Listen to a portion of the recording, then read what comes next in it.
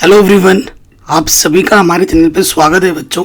तो आज के इस वीडियो में हम क्लास 10th की जो केमिस्ट्री है, ठीक है, क्लास 10th विज्ञान की जो रसायन विज्ञान है ना, उसके जो मोस्ट इंपॉर्टेंट क्वेश्चन है छाट के लेके आया हूँ, पूरे चैप्टर नंबर 1 से लेके 5 तक के। बाकी तो मैंने चैप्टर वाइज इंपॉर्टेंट क्वेश्चन सब करा रखे हैं, लिंक्स मिल जाएगा डिस्क्रिप्शन में। बट ये जो क्वेश्चन मैं बताने जा रहा हूँ ये मोस्ट इंपॉर्टेंट है, मोस्ट इंपॉर्टेंट है। तो वीडियो को बिना किसी तरीके से स्टार्ट करते हैं, ठीक है। वीडियो को प्लीज़ एक लाइक ज़रूर कर दीजिएगा। तो पहले क्वेश्चन पे आ जाते हैं। क्वेश्चन क्या बोल रहे हैं, निम्नलिखित अभिक्रियाओं का संतुलित रस समीकरण लिखिए। संतुलित समीकरण लिखना है, ठीक है। कह रहे तनु सल्फ्यूरिक अम्ल, जो तनु सल्फ्यूरिक अम्ल है दानेदार जिंक के साथ अभिक्रिया करता है। देखो बच्चों, अगर तनु सल्फ्यूरिक अम्ल, ठीक है, H2SO4 जिंक के साथ अभिक्रिया करेगा तो जिंक सल्फेट बनाता है और हाइड्रोजन गैस को मुक्त करता है, और ये इसकी क्या हो जाएगी, संतुलित रासायनिक समीकरण हो जाएगी। बस इतना ही लिखना था आपको, ठीक है। 2019-20 में पूछा गया। अगला लिखना है तनु हाइड्रोक्लोरिक अम्ल एल्यूमिनियम चूर्ण के साथ अभिक्रिया करता है। तनु हाइड्रोक्लोरिक अम्ल यानी कि HCl एल्यूमिनियम के साथ अभिक्रिया करता है तो क्या बनाता है, एल्यूमिनियम, देखो जब अभिक्रिया करता है तो एल्यूमिनियम ट्राइक्लोराइड बनाता है, ठीक है, और हाइड्रोजन गैस को मुक्त करता है। तो ये इसकी क्या हो जाएगी, संतुलित रासायनिक समीकरण हो जाएगी। समीकरणों को लिख के याद करने की चेष्टा करें। मुंह से बोल के याद करोगे अभी 2 सेकंड याद रहेगा, फिर भूल जाओगे, लेकिन लिख के याद करोगे तो कभी नहीं भूलोगे। अगला प्रश्न है, सोडियम ऑक्साइड को जल में घोला जाता है। देखो सोडियम ऑक्साइड है, अगर इसको जल में घोल दोगे तो आपका क्या बनेगा, NaOH, सोडियम हाइड्रोक्साइड। अगला प्रश्न जो हर साल आता है वो है ऊष्माक्षेपी और ऊष्माशोषी अभिक्रिया में क्या अंतर है, क्या होता है। तो देखो ऊष्माक्षेपी क्या होती है, वह रासायनिक अभिक्रिया जिसमें अभिक्रिया के दौरान ऊष्मा उत्पन्न होती है उसे हम ऊष्माक्षेपी अभिक्रिया कहते हैं, जिसमें ऊष्मा निकलती है। उदाहरण यह है, जैसे मीथेन में ये अभिक्रिया याद कर लीजिए, ये क्या है आपका, ये मीथेन में इसको हमने दहन किया, कार्बन डाइऑक्साइड बना, हल्का पानी बना और ऊष्मा निकलेगी, ठीक है। ऊष्माशोषी अभिक्रिया क्या होती है बच्चों, जिन रासायनिक अभिक्रियाओं में ऊर्जा अवशोषित होती है उन्हें ऊष्माशोषी अभिक्रिया कहते हैं। जैसे N2 को O2 के साथ अभिक्रिया कराएंगे तो हमें ऊष्मा की जरूरत पड़ेगी, माइनस उसमें लिखा है, माइनस का मतलब ऊष्माशोषी अभिक्रिया है। अगला प्रश्न है बच्चों, कहते हैं श्वसन को ऊष्माक्षेपी अभिक्रिया क्यों कहते हैं। जो हम सांस लेते हैं, सांस छोड़ते हैं, सांस जब छोड़ते हैं तो ऊष्मा देखो गर्म हवा निकलती है ना, हल्की गर्म हो जाती है। तो क्यों कहते हैं श्वसन को ऊष्माक्षेपी अभिक्रिया कहते हैं, क्योंकि इसके अंतर्गत भोजन छोटे छोटे टुकड़ों में टूटता है, जिसके फलस्वरूप ऊर्जा उत्पन्न होती है जो हमारे शरीर को कार्य करने की शक्ति प्रदान करती है, ठीक है। और श्वसन क्रिया को इस समीकरण के रूप में निम्नवत व्यक्त कर सकते हैं, जैसे कि C6H12O6, ये मेरा 6O2 6CO2 प्लस H2O और ऊर्जा मुक्त होती है। इसी वजह से इसे क्या कहा जाता है, ऊष्माक्षेपी अभिक्रिया कहा जाता है। देखो उत्तर बहुत सिंपल वे में शॉर्ट एंड सिंपल लिखवा रखा है, इससे छोटा आंसर नहीं बन सकता। अगला क्वेश्चन है रेडॉक्स अभिक्रिया किसे कहते हैं। ये क्वेश्चन हर साल आता है। तो वह रासायनिक अभिक्रिया जिसमें अभिक्रिया के दौरान उपचयन और अपचयन दोनों अभिक्रिया एक साथ संपन्न होती है उसे हम कहते हैं रेडॉक्स अभिक्रिया, ठीक है। जैसे ये उदाहरण के तौर पर समझ लो CuO प्लस H2, तो यहाँ ऑक्सीजन की क्या हो रही है, कमी, तो यहाँ हो रहा है अपचयन, और हाइड्रोजन के साथ क्या जुड़ जा रहा है, ऑक्सीजन, तो ऑक्सीजन जुड़ रहा है इसके साथ, तो यहाँ हो रहा है ऑक्सीकरण या उपचयन बोल सकते हो आप। तो ये रेडॉक्स अभिक्रिया का मस्त उदाहरण है। रासायनिक समीकरण देते हुए सल्फर डाइऑक्साइड का कोई एक अपचायक गुण समझाइए। ये क्वेश्चन 2019 में पूछा गया था। तो देखो ये जो ना क्या होता है, जल की उपस्थिति में ये हेलोजन का अपचयन करके अम्ल बनाती है। जैसे ये सल्फर डाइऑक्साइड है SO2, ये पानी है और ये Cl2 है, तो HCl और क्या बनाएगा H2SO4। कह रहे निम्नलिखित पदों को वर्णन कीजिए, एक एक उदाहरण देकर समझाइए। संचारण लगभग हर साल पूछा जाता है, टिप्पणी लिखने के लिए आता है। देखो जब किसी धातु की सतह वायु, जल अथवा अपने चारों ओर उपस्थित किसी अन्य पदार्थ द्वारा अभिक्रमित हो जाती है तो यह संचारित कही जाती है। और ये जो प्रक्रम है ये संचारण कहलाता है। लोहे की स्थिति में इसे जंग लगना कहते हैं, ठीक है। उदाहरण जैसे लोहे पर जंग लगना मुख्यतः जलीय आयरन ऑक्साइड Fe2O3.H2 होता है। संचारण लोहे की वस्तुओं को संरचना उसकी क्या कर देती है, दुर्बल कर देती है। जैसे ये हैमर देख रहे हो, ये भूरा भूरा कलर हो गया है, ठीक है, तो ये संचारित हो गया है। नेक्स्ट है आपका क्या, विकृत गंधिता, जो कि हर साल लगभग पूछा जाता है। जब जो खाना किससे बनता है, वसा से या तेल को लंबे समय तक रखने पर इनका जो उपचयन हो जाता है, ठीक है, इनका क्या, इन पर ऑक्सीजन की अभिक्रिया हो जाती है, उसके कारण इनकी जो गंध होती है, स्वाद होता है, वो परिवर्तित हो जाता है। और वसतः तेल के उपचयन का कारण इसमें से बदबू निकलने लगती है, इसका स्वाद बेकार हो जाता है और इसे क्या कहा जाता है, विकृत गंधिता, ठीक है। जैसे आलू की चिप्स के थैलों में नाइट्रोजन प्रवाहित करके इन्हें उपचयित होने से बचाया जा सकता है। जो लेज होते हैं, कुरकुरे होते हैं, उनमें हवा भरी होती है, वो हवा नाइट्रोजन होती है, इसलिए नाइट्रोजन हवा डाली जाती है ताकि जो खाद्य पदार्थ है वो ऑक्सीजन के संपर्क में ना आए, क्योंकि अगर आएगी तो उसका उपचयन हो जाएगा, उसका क्रंचीपन खत्म हो जाएगा, उसका स्वाद खत्म हो जाएगा, उससे बदबू आने लगेगा, इस वजह से डाली जाती है। ऑक्सीकरण अभिक्रिया को उदाहरण सहित समझाइए। ऑक्सीकरण अभिक्रिया, देखो, जब मतलब ऑक्सीजन की अभिक्रिया सीधे समझ लो, जब किसी अभिक्रिया में किसी तत्व या यौगिक के साथ ऑक्सीजन का संयोग होता है, जुड़ता है, या हाइड्रोजन का त्याग होता है। ऑक्सीकरण का मतलब ऑक्सीजन जुड़ेगा, या तो ऑक्सीजन जुड़ रहा है या तो हाइड्रोजन की कमी हो रही है, दोनों में से एक चीज होगा। तो ऐसी अभिक्रिया को हम ऑक्सीकरण अभिक्रिया कहते हैं। उदाहरण देखिए, ये कार्बन है, ये ऑक्सीजन उसमें जुड़ रहा है, तो क्या बन रहा है, कार्बन डाइऑक्साइड। तो इस अभिक्रिया को हम क्या कहेंगे, ऑक्सीकरण, ठीक है। एक दो याद कर लो, जैसे ये गंधक है, ये ऑक्सीजन है, H+O2 क्या बनाएगा, सल्फर डाइऑक्साइड, ऑक्सीकरण हो गया। अगला प्रश्न है, रासायनिक समीकरण में अभिकारक उत्पाद किस प्रकार लिखे जाते हैं। अभिकारक क्या होते हैं, जो रासायनिक अभिक्रिया में भाग लेते हैं और अभिक्रिया के दौरान जो बनते हैं उन्हें हम उत्पाद कहते हैं। जैसे ये Mg है और ये O2 है, ये हमारे अभिकारक हैं, ये अभिक्रिया में भाग लेने वाले तत्व हैं, और अभिक्रिया के बाद ये जो बना इसे हम कहते हैं उत्पाद। सिंपल, ठीक है ना। रासायनिक अभिक्रिया में अभिकारक बाईं ओर लिखे जाते हैं और उत्पाद दाईं ओर। अगला क्वेश्चन है, तेल तथा वसायुक्त खाद्य पदार्थों को नाइट्रोजन से प्रभावित क्यों किया जाता है, विकृत गंधिता से बचाने के लिए। इसको डिटेल में पढ़ के आए हैं।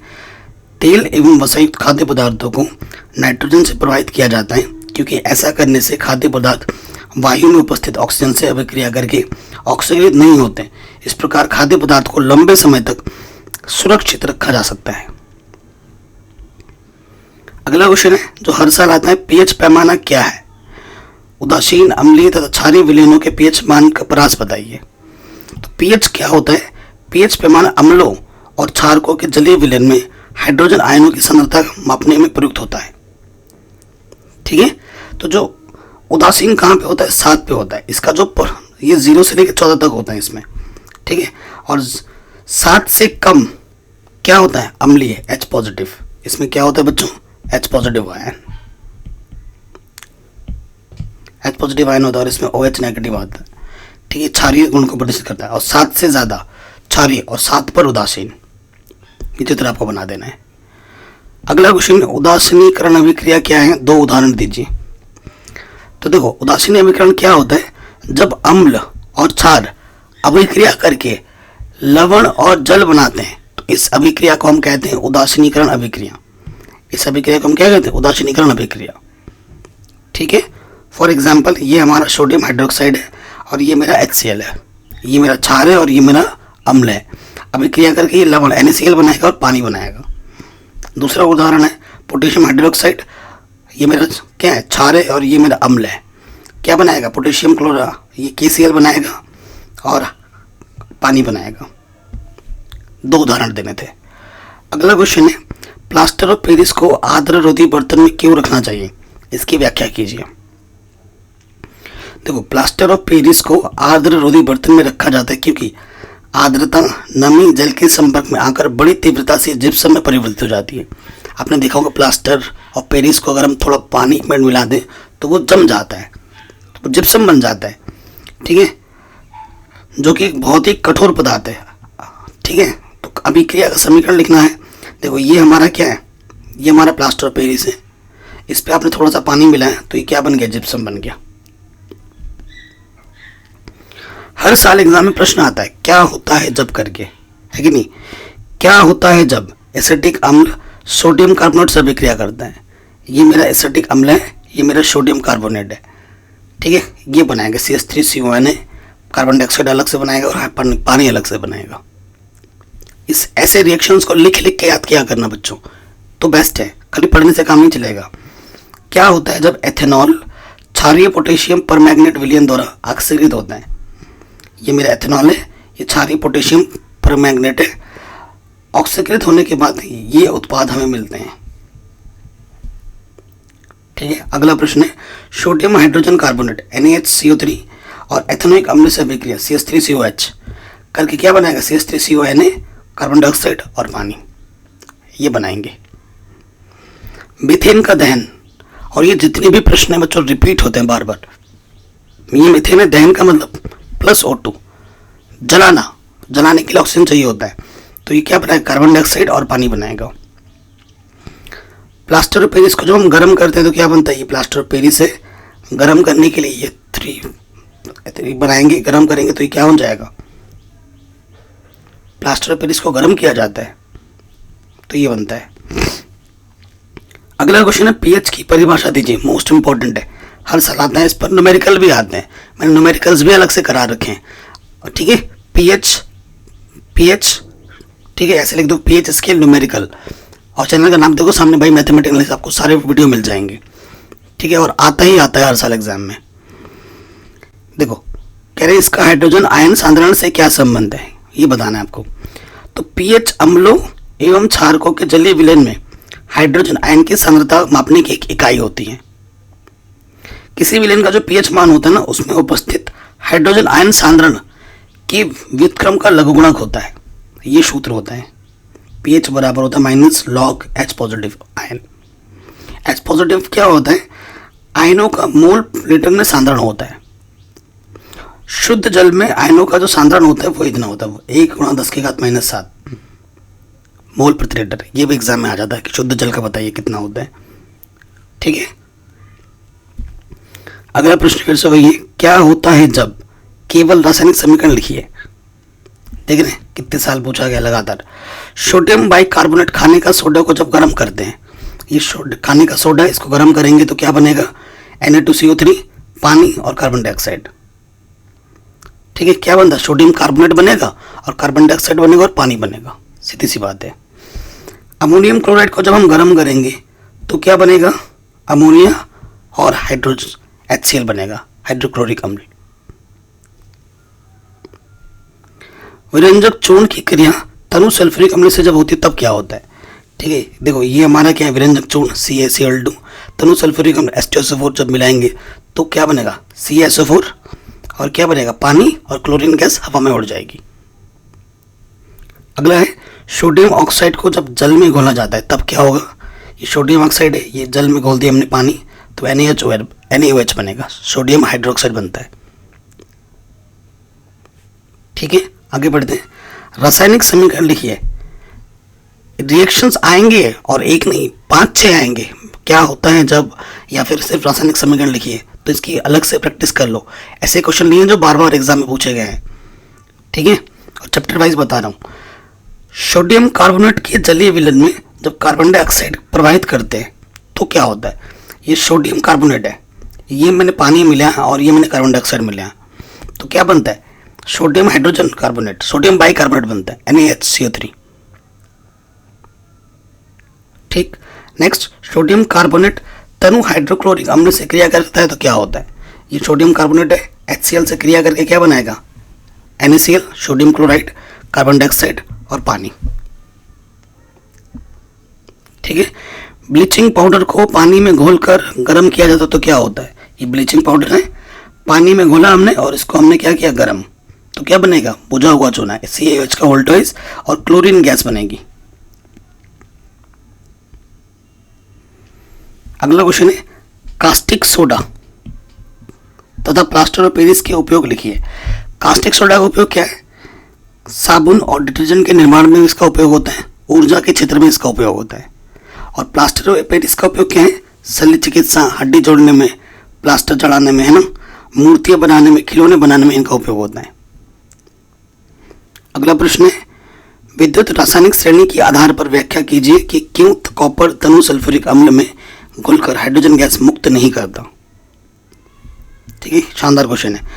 तो देखो, हम जानते हैं कि जो धातु सक्रियता श्रेणी में ना हाइड्रोजन से ऊपर स्थित है, ठीक है, और वे ही अम्लों में हाइड्रोजन विस्थापित कर पाती हैं। विद्युत रासायनिक श्रेणी में कॉपर, ये जो कॉपर है, हाइड्रोजन से नीचे स्थित है, अतः कॉपर तनु सल्फ्यूरिक अम्ल में घुलकर हाइड्रोजन गैस मुक्त नहीं करता। यही कारण है, क्योंकि वो नीचे है। अगला प्रश्न है, कॉपर के छड़ को AgNO3 विलयन में डालने पर कुछ समय बाद विलयन का रंग नीला हो जाता है। विद्युत रासायनिक श्रेणी के आधार पर समझाइए। ठीक है, देखो, विद्युत रासायनिक श्रेणी का प्रत्येक तत्व अपने से नीचे तत्वों को उनके विलयन से विस्थापित कर देता है। जो ताकतवर इंसान है ना, वो कमजोर को हटा सकता है, तो अगर वो तुमसे ऊपर है तो उसको हटाकर वो उसके स्थान पे आ जाता है। तो श्रेणी में कॉपर स्थान Ag से ऊपर है, अतः AgNO3 से जब कॉपर अभिक्रिया करता है तो कॉपर क्या करता है, Ag का स्थान ले लेता है और ये रिएक्शन कर देता है। इस प्रकार विलयन में क्यूप्रिक आयन विद्यमान होने से विलयन का जो रंग होता है वो नीला हो जाता है। ये हमारे क्यूप्रिक आयन है, इसी की वजह से विलयन का रंग क्या हो जाता है, नीला हो जाता है।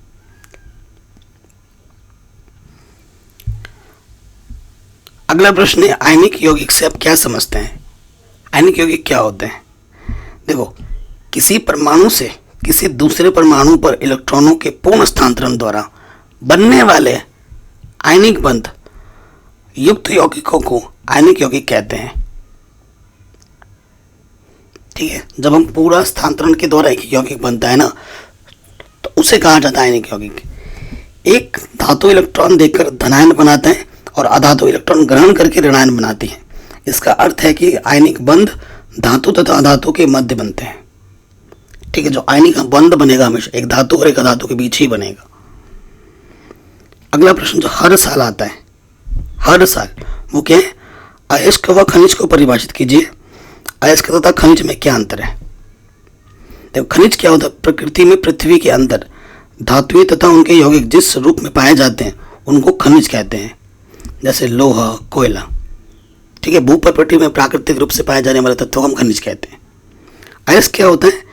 जिन खनिज से धातु को प्रचुर मात्रा में कम खर्च पर आसानी से प्राप्त किया जा सके उसे हम खनिज कहते हैं। सॉरी, उसे हम अयस्क कहते हैं, खनिज बोल रहा हूँ। जैसे एल्यूमिनियम, बॉक्साइट। अंतर क्या है खनिज तथा अयस्क में? सभी जो अयस्क खनिज होते हैं, सभी अयस्क खनिज होते हैं, परंतु सभी खनिज अयस्क नहीं होते हैं। ये प्रमुख अंतर है। अगला प्रश्न, भर्जन क्या है? हर साल आने वाला प्रश्न है। यह क्रिया किन सांद्रित अयस्कों के लिए प्रयोग में लाई जाती है? हर साल आता है बच्चों। ठीक है, और ये जो रिएक्शन है बच्चों, इसको तो रटना पड़ेगा। इसको नहीं लिखोगे तो नंबर पूरे नहीं मिलेंगे, ध्यान रखना। देखो, जब सांद्रित अयस्क को अकेले या किसी अन्य पदार्थ के साथ मिलाकर उसके गलनांक के नीचे बिना पिघलाए वायु की नियंत्रित मात्रा में गर्म की जाती है तो उसे हम भर्जन कहते हैं।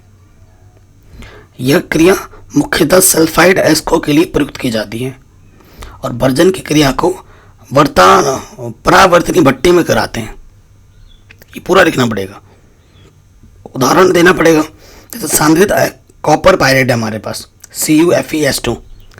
इसको कम ताप पर वायु की नियंत्रित मात्रा में परावर्तनी भट्टी में अगर गर्म करते हैं ना तो निम्नलिखित अभिक्रिया होती है।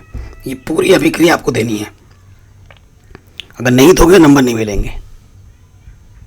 तो इस तीनों रिएक्शंस को रट लीजिए लिख के।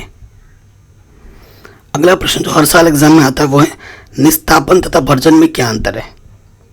हर साल आता है। तो निस्तापन में अयस्क को निम्न ताप पर वायु की अनुपस्थिति में गर्म किया जाता है, जबकि भर्जन में अयस्क को उच्च ताप पर बिना पिघलाए वायु की नियंत्रित मात्रा में गर्म किया जाता है। तो ये प्रमुख अंतर है निस्तापन और भर्जन में, हर साल आता है। प्रगलन क्या है? प्रगलन में अशुद्धियों को गला गला कर दूर किया जाता है, सिंपल में बताऊं तो। ठीक है, निस्तापन और भर्जन के बाद प्राप्त अयस्क में अपचायक पदार्थ जैसे एंथ्रेसाइट, कोक या फिर उचित गालक मिलाकर इसे उच्च ताप पर गर्म किया जाता है और इस तरह उच्च ताप पर निस्तापित और भर्जित अयस्क को गलाने की प्रक्रिया को प्रगलन कहते हैं। गलाने की प्रक्रिया को, प्रगलन क्रिया को वात्या भट्टी में संपन्न कराते हैं। इस क्रिया में कोक प्रायः अपचायक का कार्य करता है और अयस्क को गलित धातु में परिवर्तित कर देता है। उदाहरण के लिए रिएक्शन पूरा लिख सकते हैं आप। ठीक है, आगे बढ़ते हैं।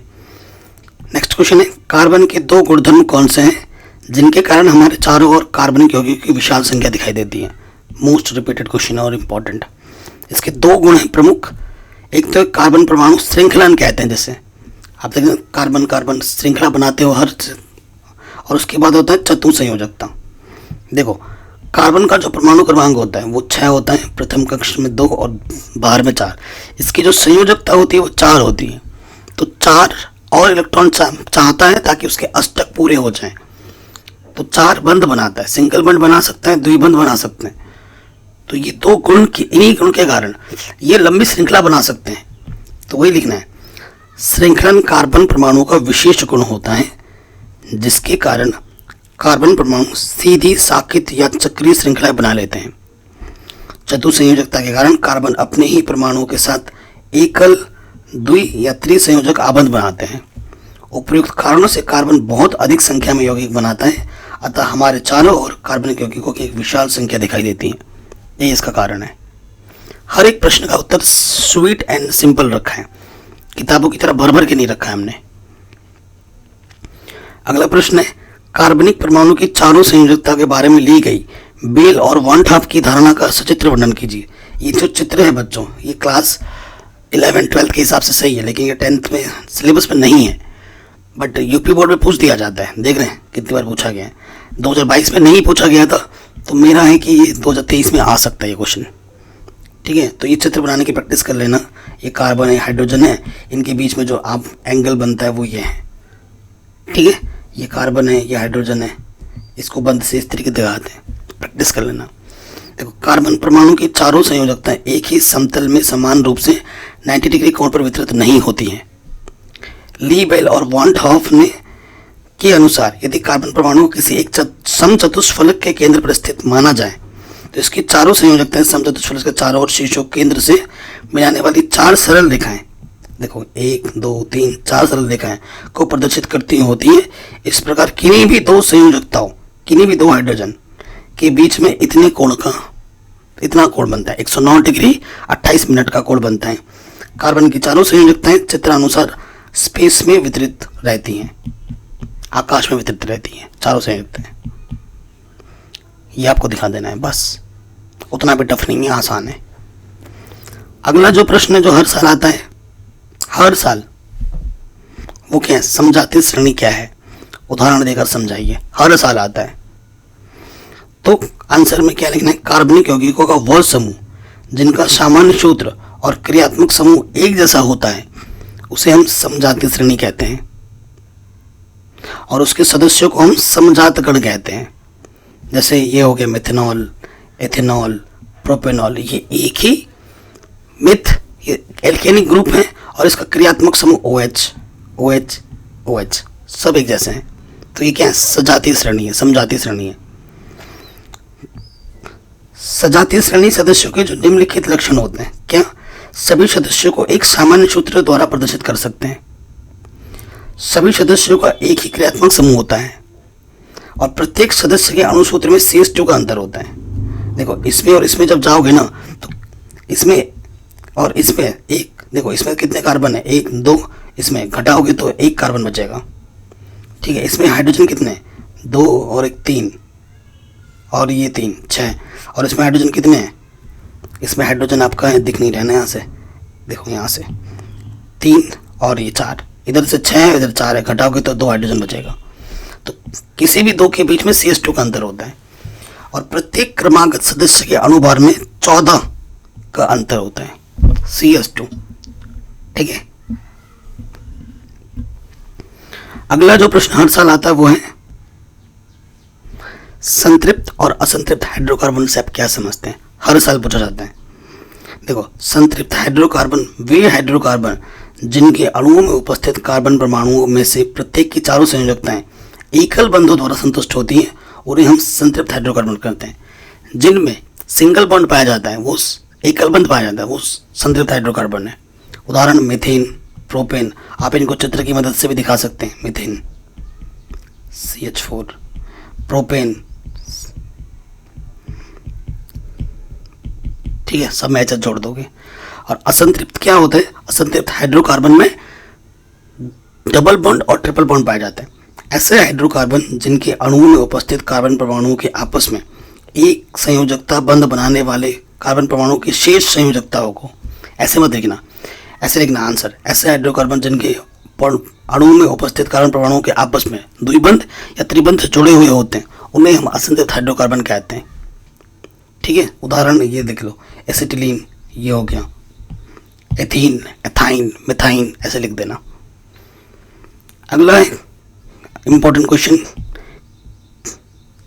कि मूलक या मूल समूह से आप क्या समझते हैं? अभिक्रियात्मक समूह का क्या तात्पर्य है?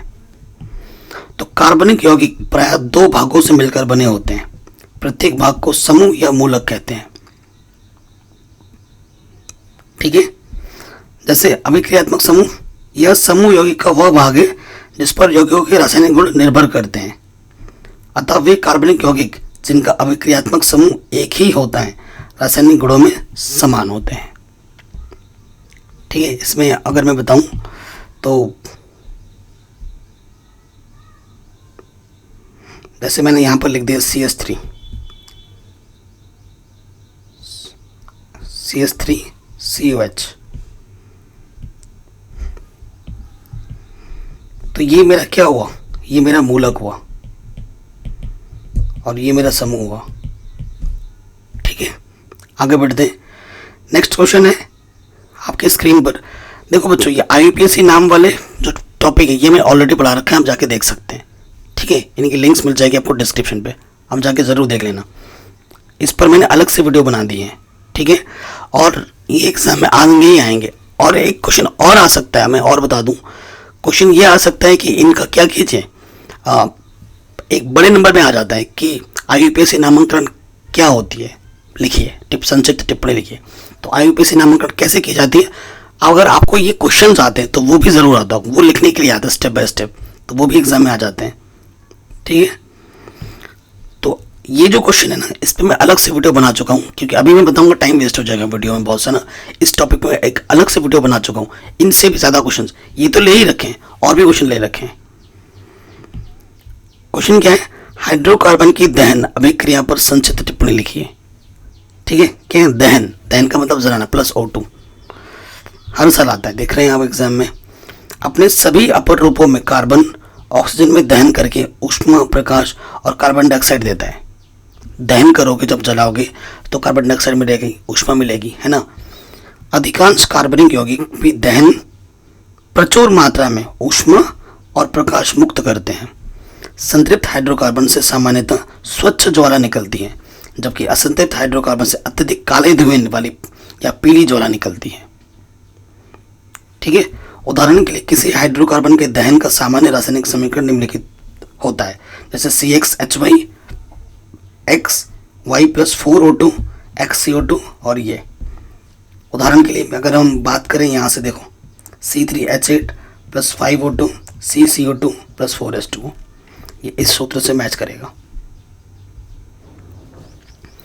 अगला क्वेश्चन है, क्या होता है जब मीथेन की नाइट्रिक अम्ल के साथ 400 डिग्री सेल्सियस पर अभिक्रिया होती है?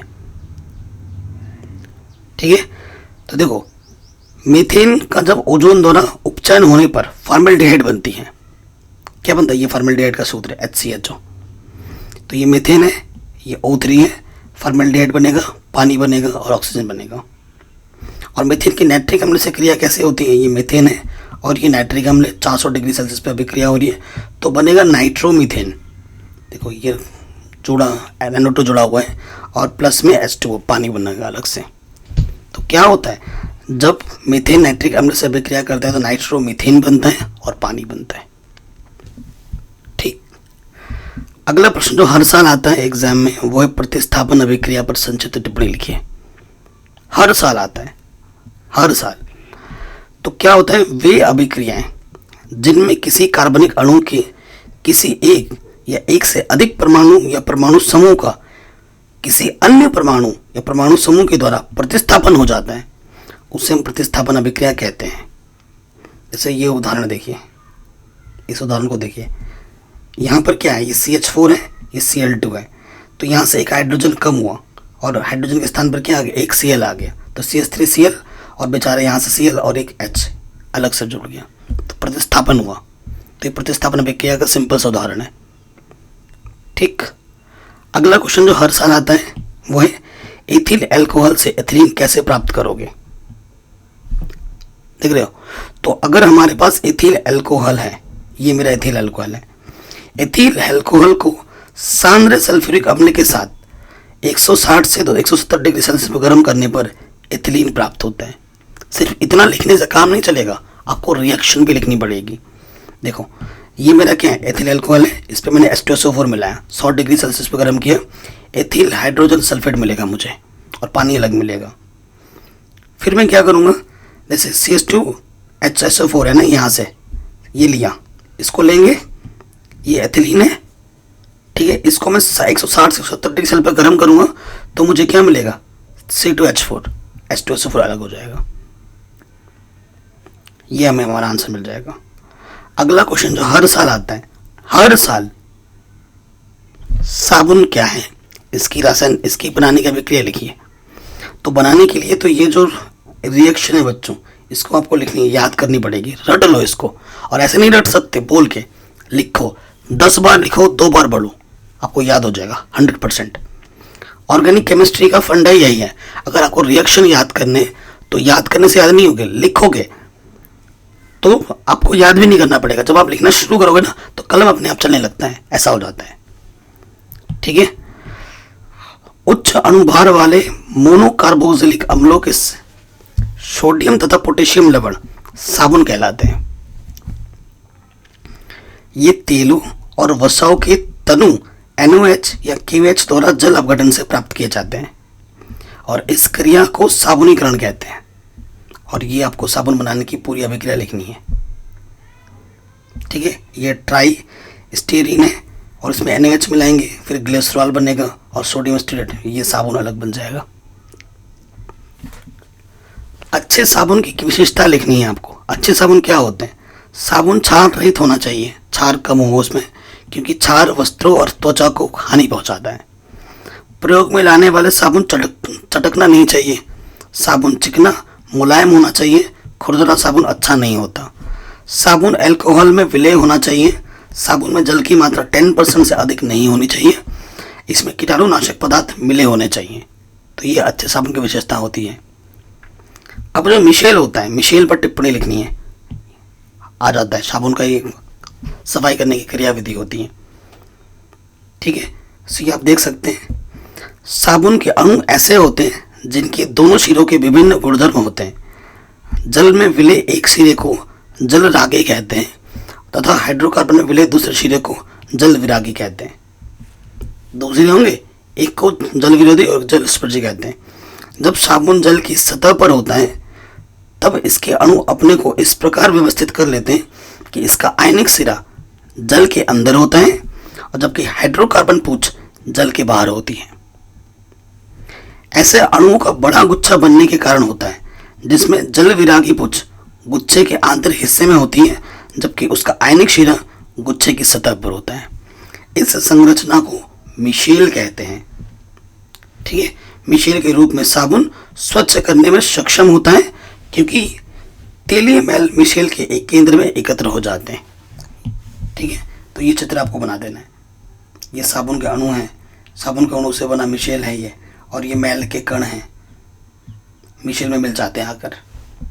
ठीक है, अगला क्वेश्चन है, मीथेन की सूर्य के प्रकाश की उपस्थिति में क्लोरीन के साथ क्या अभिक्रिया होती है। तो ये बनता है मीथेन, क्लोरीन है, HCl और मिथेल क्लोराइड बनाएगा। ठीक है, फिर इसको ले लिया, फिर क्लोरीन मिलाओगे तो डाइक्लोरोमीथेन बनाएगा। फिर इसको ले लिया, फिर क्लोरीन मिलाओगे फिर क्लोरोफॉर्म बनाएगा। फिर क्लोरोफॉर्म में फिर Cl2 मिलाओगे तो कार्बन टेट्राक्लोराइड बनाएगा। अगला प्रश्न है, एसिटिक अम्ल के निर्जलीकरण की अभिक्रिया का समीकरण लिखिए। सिर्फ समीकरण लिखना है। तो ये देखो, ये एसिटिक अम्ल के 2 अणु लिए मैंने, इसको P2O5 की प्रेजेंस में हम गर्म करना होता है, तो हमें एसिटिक एनहाइड्राइड मिलता है।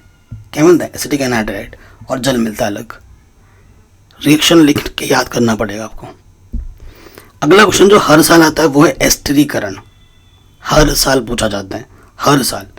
एस्टरीकरण क्या होता है? एस्टरीकरण एल्कोहलों की सांद्र सल्फ्यूरिक अम्ल की उपस्थिति में कार्बनिक अम्लों की क्रिया से एस्टर का निर्माण एस्टरीकरण कहलाता है। ये मेरा कार्बोक्सिलिक अम्ल है, इसमें मैंने अल्कोहल मिलाया तो मुझे एस्टर मिलेगा, और इसी अभिक्रिया को ही एस्टरीकरण कहा जाता है। उपयोग क्या है इसका? इनकी गंध फलों के समान होती है, इसलिए इनका उपयोग ठंडे पेय, आइसक्रीम, मिठाइयों में होता है। परफ्यूम में भी इसका उपयोग होता है। सौंदर्यवर्धक प्रसाधनों में भी इसका उपयोग होता है, ब्यूटी की चीज़ों में। अब निम्नलिखित समीकरणों को पूर्ण करना है। ठीक है, ये CH3COH है, ये NaOH है। CH3CONH मिलकर क्या बनाएगा? CH3CONA, और पानी अलग बनाएगा। ठीक है, फिर क्या है? C2H5OH Na है, तो ये अभिक्रिया करके क्या बना? C2H5ONA plus H2।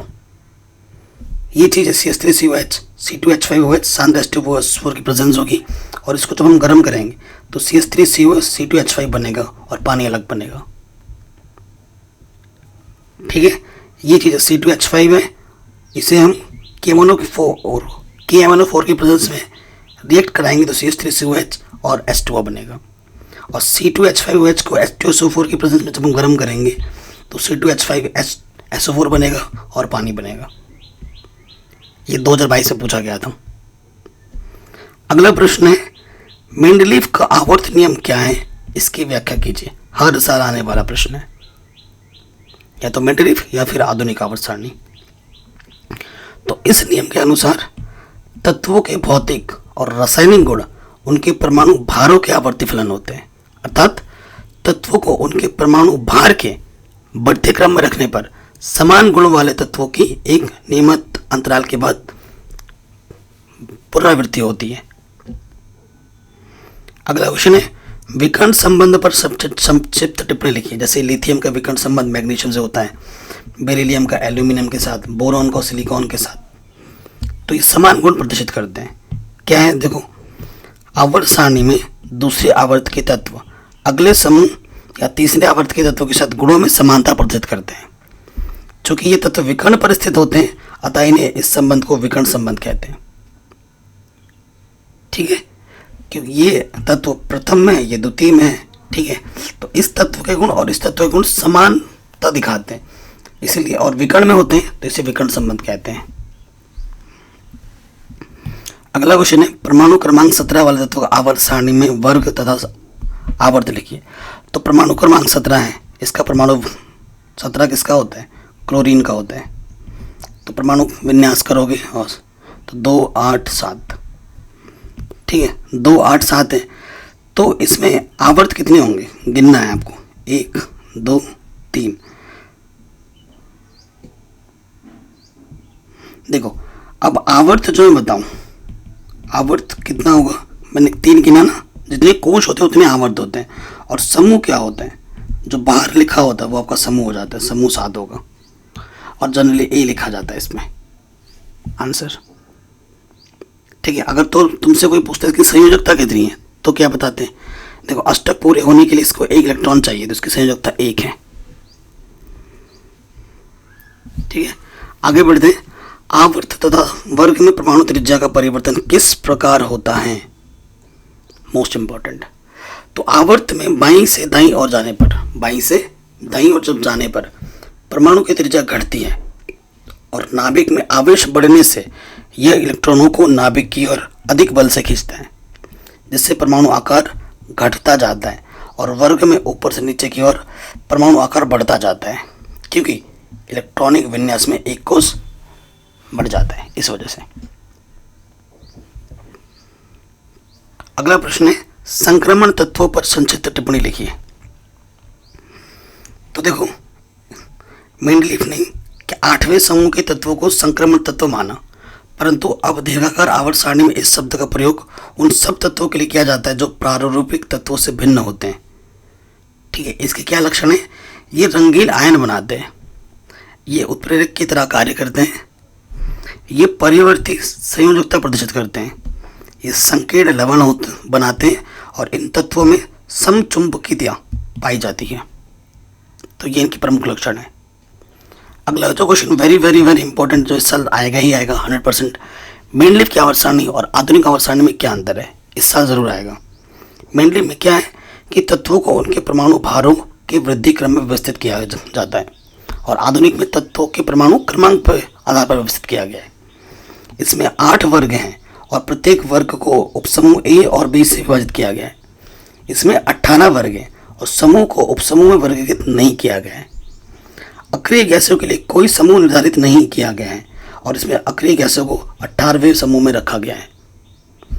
इस आवर्त सारणी में हाइड्रोजन का स्थान निश्चित नहीं था और इस आवर्त सारणी में हाइड्रोजन का स्थान निश्चित है। इस आवर्त सारणी में समस्थानिकों के लिए कोई स्थान नहीं था, इस आवर्त सारणी में समस्थानिकों का उचित स्थान मिला है। तो ये प्रमुख अंतर है, मोस्ट इंपॉर्टेंट।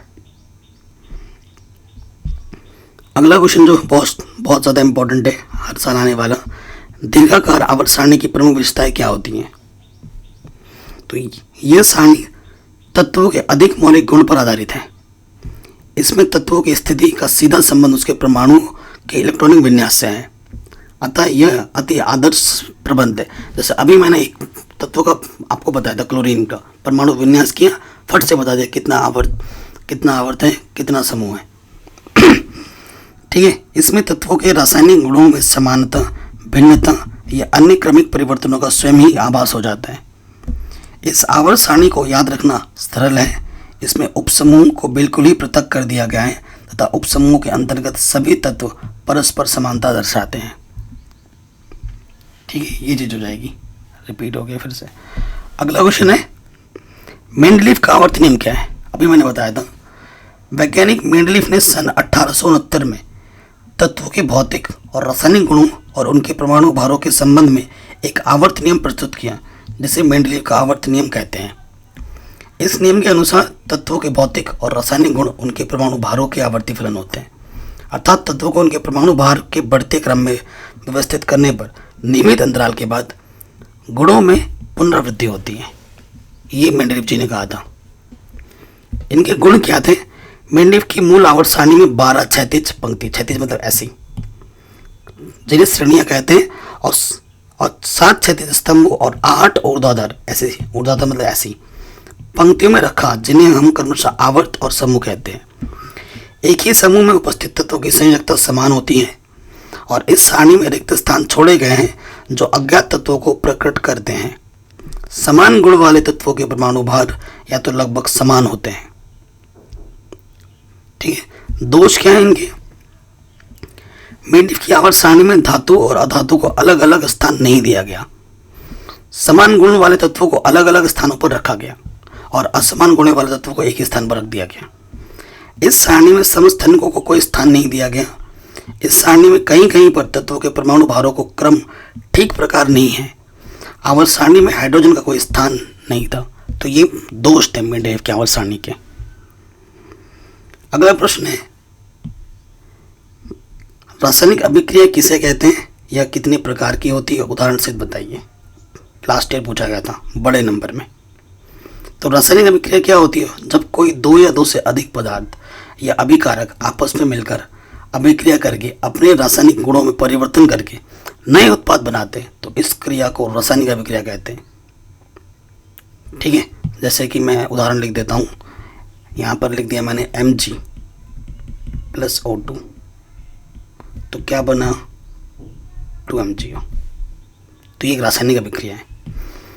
रासायनिक अभिक्रिया के प्रकार कई प्रकार के हैं ये, जैसे संयुग्मन मतलब संयोजन अभिक्रिया, ऐसी रासायनिक अभिक्रिया जिसमें 2 या 2 से लेकर अभिकारक मिलकर 2 या 2 से ज़्यादा अभिकारक मिलकर एक नया पदार्थ बनाते हैं, उसे हम संयोजन अभिक्रिया कहते हैं। जैसे H2 + O2 H2O बनाएगा। वियोजन अभिक्रिया वह रासायनिक अभिक्रिया जिसमें एक अभिक्रिया कारक अपने अवयवी तत्वों में विभक्त हो जाते हैं, उसे हम वियोजन अभिक्रिया कहते हैं। इसमें अभिकारक एक होगा, उत्पाद 2 या 2 से ज़्यादा हो सकते हैं। ठीक है, जैसे विद्युत धारा की उपस्थिति में इसको हमने गर्म किया तो ये H2 और O2 में व्यक्त हो गए। विस्थापन अभिक्रिया जिसमें ऐसी रासायनिक अभिक्रिया जिसमें एक अधिक क्रियाशील अभिकारक परमाणु या समूह कम क्रियाशील अभिकारक के प्रभाव या समूह को विस्थापित कर देते हैं, विस्थापन अभिक्रिया करते हैं। जैसे ये CuSO4 है और ये Zn को हमने मिले हैं, तो Zn क्या करेगा, कॉपर को हटा देगा, ZnSO4 बनेगा, बेचारा कॉपर अलग रह जाएगा। तो ये जो अभिक्रिया है ये होती है विस्थापन अभिक्रिया। द्विविस्थापन में अदला बदली होती है, जैसे ऐसे रासायनिक अभिक्रिया जिसमें अधिक क्रियाशील कम क्रियाशील दोनों ही अभिकारकों के परमाणु आपस में विस्थापित हो जाते हैं, इसे द्विविस्थापन अभिक्रिया कहते हैं। जैसे CuSO4 है यहाँ पर और यहाँ NaOH है, तो Cu किसके साथ आ जाएगा, OH के साथ, COH का ऑल्टराइज बनेगा और ये बेचारा Na और ये SO4 अलग बनाएगा, Na2SO4। तो ये द्विविस्थापन है। ऊष्माक्षेपीय अभिक्रिया पहले ही बता चुका हूँ, ठीक है, ऊष्माशोषी भी पहले बता चुका हूँ स्टार्टिंग पे ही। मंद अभिक्रिया ऐसी रासायनिक अभिक्रिया जो धीमी गति से संपन्न होती है मंद अभिक्रिया कहलाती है। ठीक है, जैसे लोहे पर जंग लगना धीमी। तीव्र अभिक्रिया ऐसी रासायनिक अभिक्रिया जो अत्यंत तीव्र गति से होती है तीव्र अभिक्रिया कहलाती है। ठीक है, जैसे अम्ल क्षारों की अभिक्रिया बहुत ही फास्ट होती है। ऑक्सीकरण अभिक्रिया इस प्रकार की रासायनिक अभिक्रिया में ऑक्सीजन की वृद्धि होती है, हाइड्रोजन की भी स्टार्टिंग में बता दिया है। अपचयन अभिक्रिया ऐसी रासायनिक अभिक्रिया जिसमें ऑक्सीजन की कमी होती है और हाइड्रोजन की वृद्धि होती है, अपचयन अभिक्रिया कहलाती है। जैसे ये वाला देखो 2Mg है, यहाँ पर Mg आ गया, O2 हो गया। रेडॉक्स अभिक्रिया बता दिया है। उत्क्रमणीय अभिक्रिया अनुत्क्रमणीय अभिक्रिया ये आपके सिलेबस में ही नहीं है, इसे ना लिखोगे तो चलेगा। ठीक है, पढ़ लेना, फिर भी एक बार पढ़ लेना। तो इस तरीके से इस चैप्टर के 50 मोस्ट इंपॉर्टेंट क्वेश्चन मैंने आपके साथ रखे हैं, जो कि बोर्ड एग्जाम में बार बार पूछे जाते हैं। आपने देखा भी होगा कौन सा क्वेश्चन कितने कितने साल पूछा गया है, तो यहाँ से क्वेश्चन ज़रूर आएंगे, मेरा दावा है। ये तो मैंने बड़े बड़े क्वेश्चन रखे थे, ठीक है ना, 1 मार्क्स के 2 मार्क्स के तो मैं अलग बता चुका हूँ, इंपॉर्टेंट MCQ भी मैं अलग से पढ़ा चुका हूँ। तो वीडियो को कर दो लाइक, क्योंकि बातें भूल जाती हूँ, और वीडियो को शेयर ज़रूर करना अपने दोस्तों के साथ। डिस्क्रिप्शन ज़रूर चेक कर लेना, बाकी मैंने सब कुछ पढ़ा रखा है। अपना ख्याल रखिए, मिलते हैं नेक्स्ट वीडियो में।